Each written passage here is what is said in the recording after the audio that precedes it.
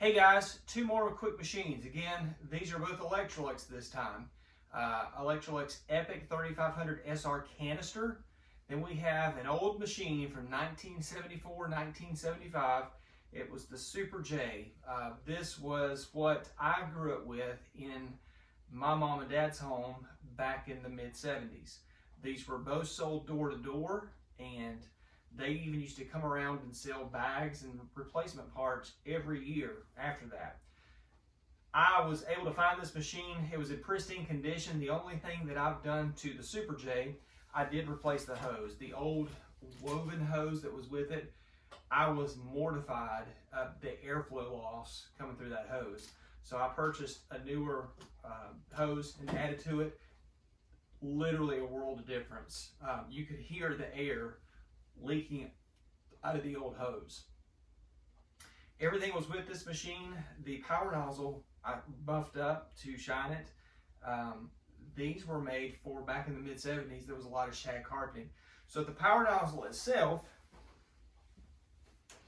it's heavy. You don't want to stub your toe on this thing. You've got a wide cleaning path on the power head with long bristles. This was designed for more of a shag carpet type rug. You've got air channels on the sides, but no squeegee. And again, you can see the height difference in the on the metal plate here.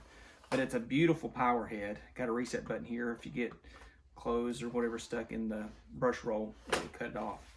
But that's the power head. You had an old aluminum wands that you could take apart for above floor cleaning, a reversible rug tool to flip over to clean delicate rugs. That's what they used back in the day. And or flip it back over, and you've got a bare floor brush. So the standard attachments back in the day, there is a crevice tool that I don't have, but again, you've got your multi-use dust brush and or crevice tool. Dust brush and or upholstery brush to clean upholstery. And that's always located right here on the back of the machine.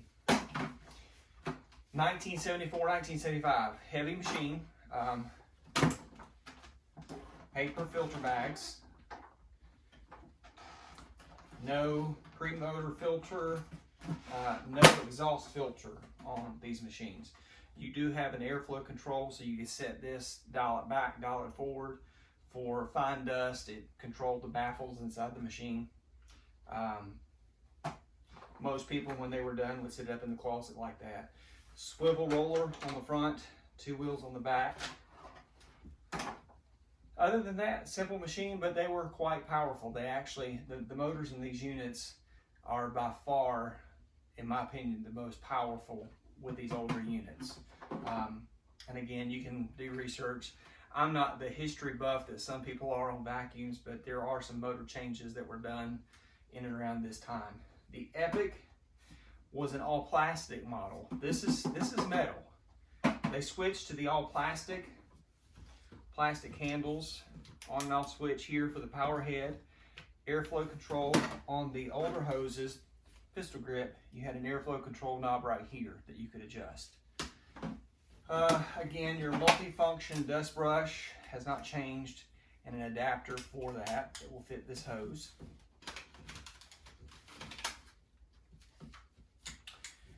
Your crevice tool. This one does have an aftermotor filter for carbon dust. It's not a HEPA filter. There is no pre-motor filter in the bag area. Same type bag. You do have a bag fill indicator on top.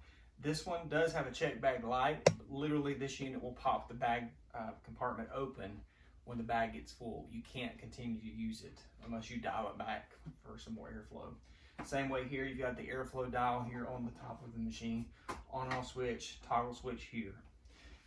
The power heads were again modified for the L shape, and again, chevron brushes, wooden brush roll. Just a great power head reset button on the side there. But again, this is an all plastic machine, so lot lighter weight versus, I wish I had a scale, a lot lighter weight. You got a lot of metal in these machines. Let me plug them up.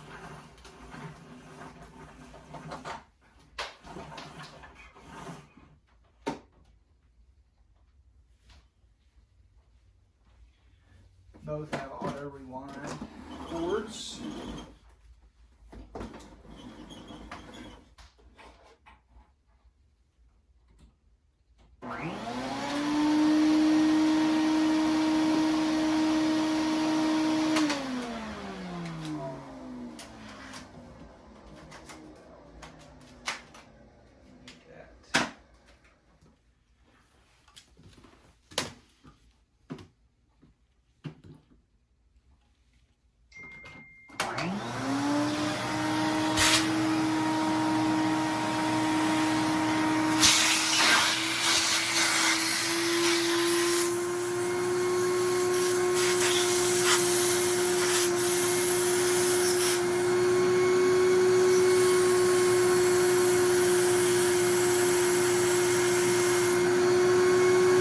Roughly about 65 to 70. Now I can't get a true suction seal because of the grooves. Let's pop it out here. That's better. It's still leaking. That shows about 60.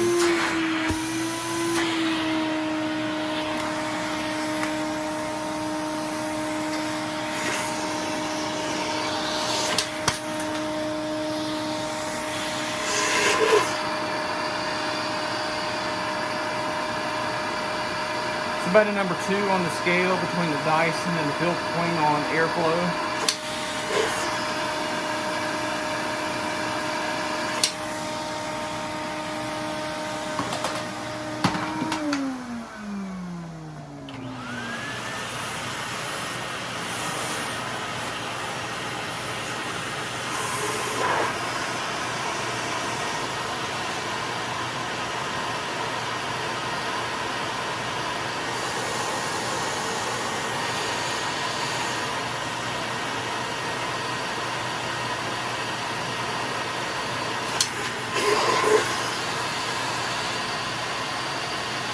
About a 3 to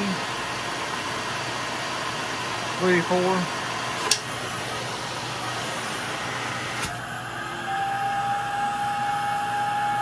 This motor has more power. It's pulling a 70.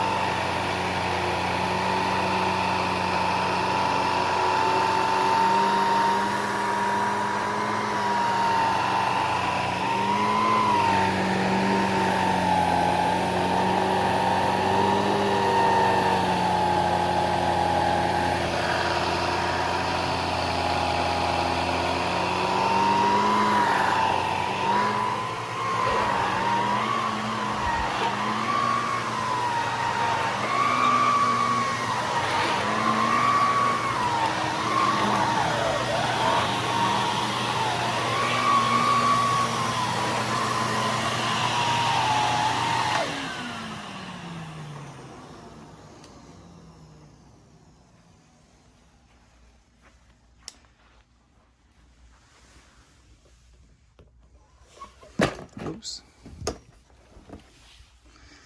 Again, just a pretty power head on it.